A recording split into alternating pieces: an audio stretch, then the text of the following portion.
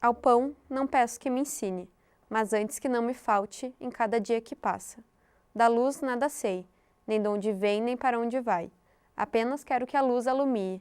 E também não peço à noite explicações. Espero-a e envolvo-me. E assim, tu pão e luz e sombra és.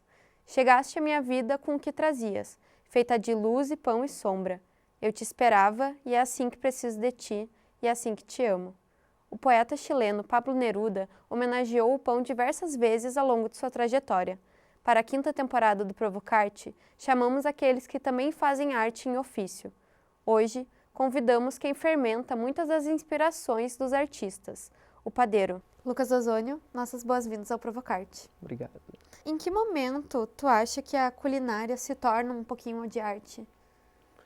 Eu acho que desde o momento que ela vem um pouco da imitação da natureza. Hoje a gente tem não só imitação, mas como reflexão dela. A gente tem muitos exemplos e referências que a gente vem assim do conceito da montagem do prato em coisas que vão lembrar desde flores, animais e trazendo todo esse contexto até mesmo em cores, principalmente na confeitaria e em outros pratos. E como que se dá esse processo criativo da panificação e da confeitaria? Tu acha que ele é parecido com o processo de alguma outra expressão artística? No nosso caso o Pão do Gato, lá dentro nós não temos pessoas que são da área da culinária.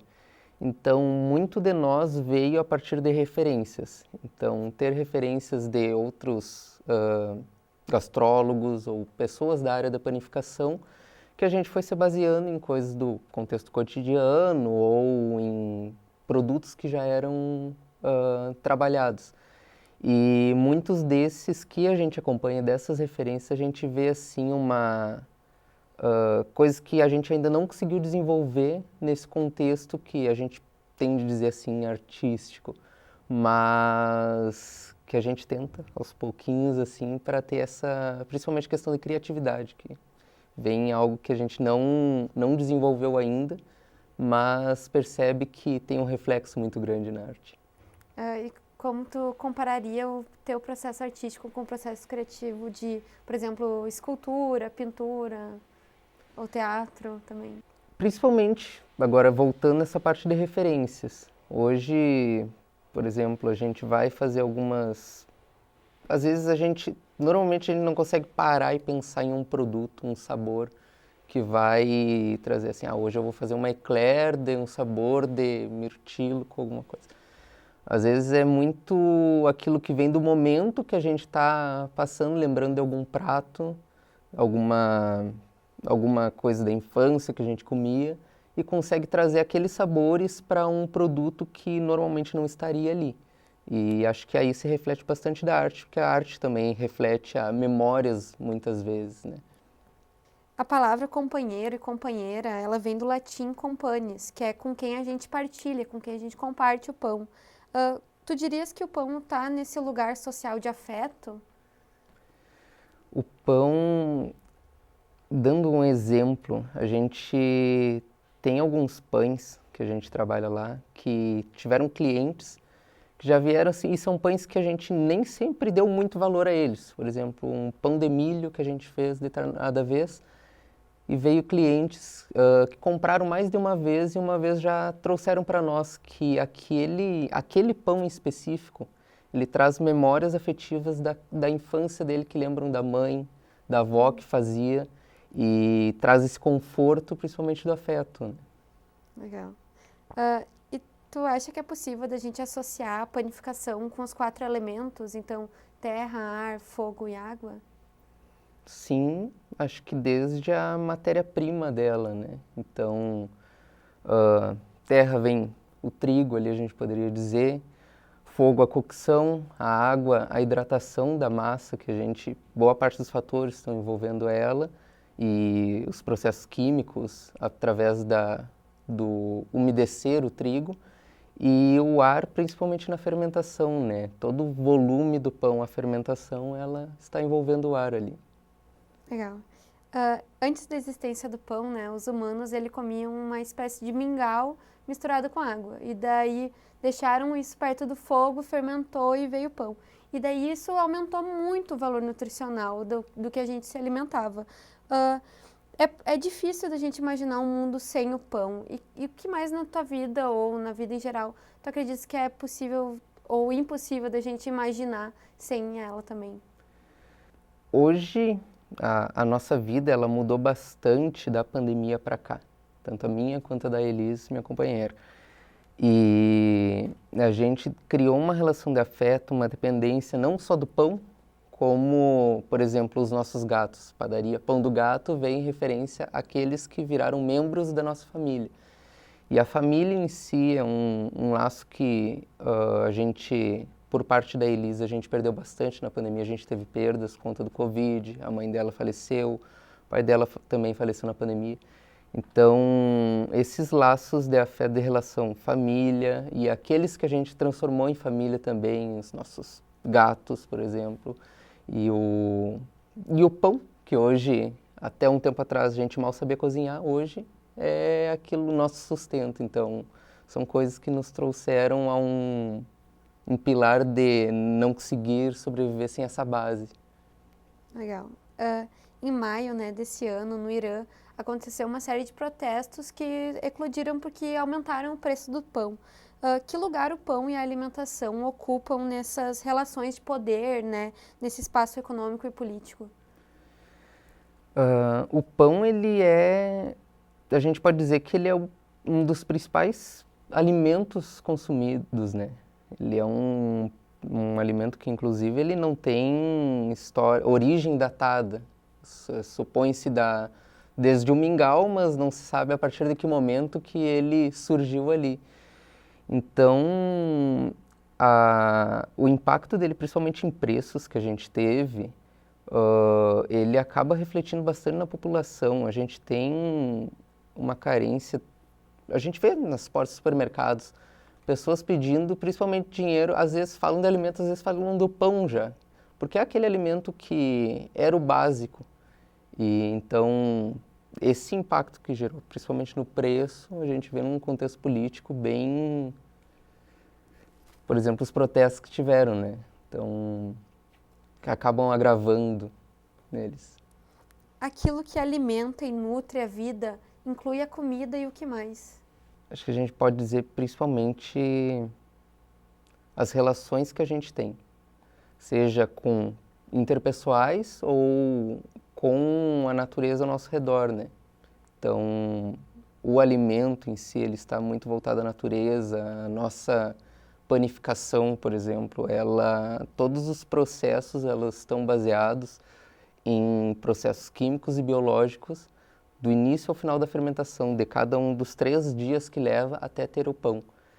Então, acho que principalmente nas bases da relação que a gente tem entre nós e a natureza e nós e as pessoas, que também geram, por exemplo, não só a nossa relação de afeto, como capital, vamos dizer assim. A palavra, né, comemorar, ela tem o mesmo prefixo da palavra de comer. Como tu relacionaria a comida, a alimentação com essas comemorações? Acho que toda comemoração ou reunião que a gente faz, a gente tem algum tipo de alimento, né? Seja sólido ou líquido. Ou a gente quer comer algo com alguém, chamar para um café, chamar para jantar, ou a gente quer beber algo com alguém, sair para tomar uma cerveja, ou pão líquido, vamos dizer assim, que era da época.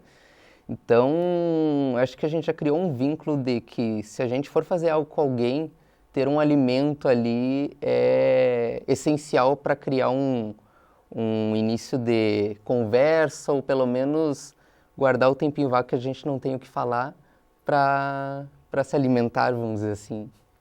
Legal. Por que tu dirias que os 3 tigres tristes, né, do clássico Trava-Línguas, estariam tristes ao comer um prato de trigo? Talvez porque faltava sal. Boa. Mas hoje, vendo a panificação, acho que faltaria um pouquinho de água ali para aquele complemento do trigo, né? Então, gerar novos processos ali, não só o trigo. Muitos associam, né, o processo de fermentação de alimentos a algo nojento por lidar com fungos, bactérias, né? Tu dirias que é? A gente é fascinado pela fermentação lá, desde a panificação em geral. Ainda quero estudar outros tipos de fermentação, faz tempo que eu estou na cabeça que eu quero fazer chucrute alguma hora. Mas a panificação, assim, é uma coisa que a gente aprendeu a sentir novos sabores. E a fermentação que a gente trabalha, então, ela é farinha e água, posta a fermentar através de bactérias e fungos do ambiente, que geraram sabores que a gente não conhecia no pão, que era no mercado atualmente fermentado apenas com fungos, com leveduras. E hoje é muito comum lá no nosso ambiente, às vezes, a gente pegar e provar o levain para saber que sabor ele tá. Então, aquela farinha e água que foi pós-fermentada de um dia para o outro, a gente botar na boca e sentir ele liberar uma acidez, um sabor frutado, ou um sabor láctico, que nem alguns processos dos panetones. Então, hoje para nós é muito pelo contrário do nojo, é o fascínio pela fermentação. A gastronomia, ela trabalha mais com o previsível, né? Ou ela também já consegue com esse imprevisível, inevitável que existe? A gastronomia, eu, como não sou uma pessoa que está a fundo dela, eu vejo que ela, toda vez ela me surpreende com algo, seja algo que eu vi em algum programa novo ou alguma leitura, sejam sabores que a gente não conhecia, muito além do ácido, do amargo, do azedo, do salgado, do doce. Então, eu acho que ela trabalha muito mais do que o previsível. Tu dirias que a gente vive uma espécie de pão e circo? Talvez o pão nesse lugar de alimentação ou de prazer em comer e o circo de entretenimento, então, por aí. Poderia dizer que sim, que a gente tem o pão trazendo aqueles momentos muito além do que a gente vive no casual, né? Então, esse entretenimento, ele foi agora, por exemplo, para a televisão. Então, não só o pão, mas a gente traz documentários do setor alimentício muito além do que a gente imagina que a gente poderia produzir, né? O que mais na vida tu achas que precisas desse tempo para fermentar, dessa temperatura certa, para formar uma espécie de levain, esse fermento natural da vida? Acho que voltando a alguma resposta que eu dei antes, são as nossas relações. Algumas, elas conseguem ser desenvolvidas muito rapidamente, então, tão rapidamente quanto a nossa fermentação em uma temperatura quente, em momentos acalorados, quanto em momentos frios, que a nossa fermentação lá, ela acaba sendo muito lenta, uma atividade muito baixa das bactérias.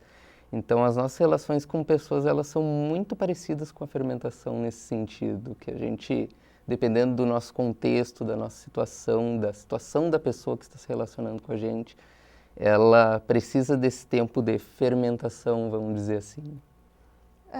O que é uma coisa que tu almeja tanto no teu ofício quanto nas tuas relações interpessoais? Diria que reconhecimento. O reconhecimento tanto não só reconhecimento, mas aquilo que a gente busca ser, a gente sempre diz que a gente gostaria de ser referência e busca ser referência, e não é aquilo de, nossa, cresceram, são uma mega padaria, não, é algo que a gente já conquistou algumas vezes, quando até mesmo pessoas que a gente considerava referência pra gente, que a gente viu os pães, queria aprender com elas, já vieram para nós aprender conosco. Então, ser referência naquilo que... ter o reconhecimento e ser a referência naquilo que a gente possa passar adiante, ensinar e aprender junto. Ozônio, como que foi esse processo de expansão ainda desse processo que era muito independente e agora já está contando com alguma equipe? É uma coisa até muito engraçada quando a gente vê amigos que trabalham no setor de planificação, de dizer que, nossa, mas eu não consigo sair da chapa da minha hamburgueria, não consigo sair da atividade principal porque pode ser que o meu processo não seja mais o mesmo. E nós, logo na primeira semana que a gente foi para um ponto físico, convidei a Laura, ela foi lá, ela não trabalhava com confeitaria, a gente passou uma semana ali em cima. Ó, vamos aprender tal coisa, fazer tal produto, todos os dias ela fazendo. E na semana seguinte, eu já estava nos pães, e a gente abriu a loja, ela já estava ali sozinha, de vez em quando eu ia lá, dava uma auxiliada e larguei de mão. Mas naquela questão de confiar que eles poderiam fazer tão bem quanto nós. Na panificação a gente teve um similar quando eu consegui sair para fazer a gestão e deixar alguém no meu lugar. E eu acompanhei com ele durante um mês, ensinando como seria a fermentação, como entender aquele processo, tanto da produção como conversar, vamos dizer assim, com a massa. E aquele processo de transição, eu sentia bastante, por exemplo, insegurança por parte de quem ia ficar ali, sobre será que eu vou fazer igual a ele? Será que eu vou deixar tudo perfeito assim, de tal forma? Até que um dia eu vi que já estava alinhado, mas ele ainda temia muito e sempre me chamava, sempre me pedia, cara, dá uma olhada aqui, dá uma conferida, vê se está certo. Teve um dia que eu tinha alguma coisa para fazer de manhã e eu acordei, mandei mensagem para ele e disse assim, ó, faz tal jeito, tá contigo, tá com Deus, segue adiante. E eu deixei para que ele fizesse tudo sozinho, larguei as rédeas. E é esse processo de saber que tu conseguiu passar, conseguiu ensinar, que tu está ali, tudo bem se tu errar. A gente já erraram, já corrigiram, não erraram de novo. São processos do aprendizado. Mas principalmente de ter passado a confiança para quem ficou ali no lugar, de produzir junto com a gente e estar ali aprendendo, sabendo que não precisa fazer igual nós. Dá para levar do seu jeito, fazer do seu jeito. Algumas vezes a gente vai dar pitaco, vai auxiliar a melhorar algum processo. Eu estou me formando em engenharia de produção, então vou querer otimizar alguma coisa, mas que cada um tem seu tempo de fazer e que vai aos poucos melhorando aquilo, vai aprendendo mais, vai aprendendo a ter confiança naquilo que está fazendo. E como que foi o processo de expansão, que antes era caseiro e agora vocês estão nesse espaço físico, ou comparando, vocês estão num estúdio agora, sabe?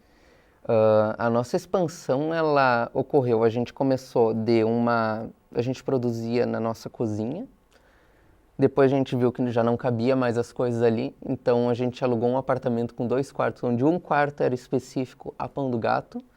Depois a gente se juntou junto com a Cucaria Diego Franco num dia que a gente teve um caos durante a produção, precisava de um forno maior, ficamos sem luz e tudo mais. Juntamos com eles, aí a gente tinha uma pecinha de produção dividida com eles. E o nosso espaço, a gente já planejava há muito tempo, só que falta de dinheiro, a gente não conseguia, até que ocorreu que o lugar que a gente estava, junto com a Cucaria, por exemplo, o proprietário pediu as chaves. E ele nos disse, ó, vocês têm até tal dia para entregar as chaves. A gente teve que em um mês achar um local, construir um negócio do zero, conseguir um empréstimo com outra pessoa que conseguisse um empréstimo para a gente, não liberava para o nosso meio. E desenvolver isso do zero. E muitas coisas que a gente pensou ali, a gente está reajustando porque foi coisas que a gente foi aprendendo conforme estando ali, naquele espaço. E o que tu tem de objetivo agora que vocês estão indo também para a confeitaria, que é um outro processo também? Nosso objetivo é aumentar a produção, tipo, conseguir ter mais lugares, conseguir ter esse local acessível para mais pessoas e essa proposta não só do nosso produto, acessibilidade, como também qualidade. Por que Pão do Gato? O Pão do Gato, ele surgiu principalmente em homenagem, como eu disse lá no início, aos nossos gatos. Na época era só o Freud, e veio num espelho ali da Dobra, que eles produzem carteiras em Montenegro, carteiras de papel, onde o chefe era o Batman, um pug que era dos guris da Dobra. E a gente tinha muito como referência eles e se tornou uma referência para nós quando a gente quis homenagear aquela presença do ser mais importante para nós, que era todo o nosso convívio da pandemia, era o nosso gato, o Freud, e ainda é, ele e a Frida agora. E no meio de tantos nomes, pão do Freud, Freud padeiro e tudo mais, veio o pão do gato. Legal. Ozani, queria agradecer pela presença hoje no Provocarte. Muito obrigado pelo convite. E hoje o Provocarte fica por aqui. Seja como for, a arte está presente desde o café da manhã até a sopa no jantar. Que se use a geleia de tinta e o pão de tela. Que pintemos e que isso nos nutra. Até o próximo episódio.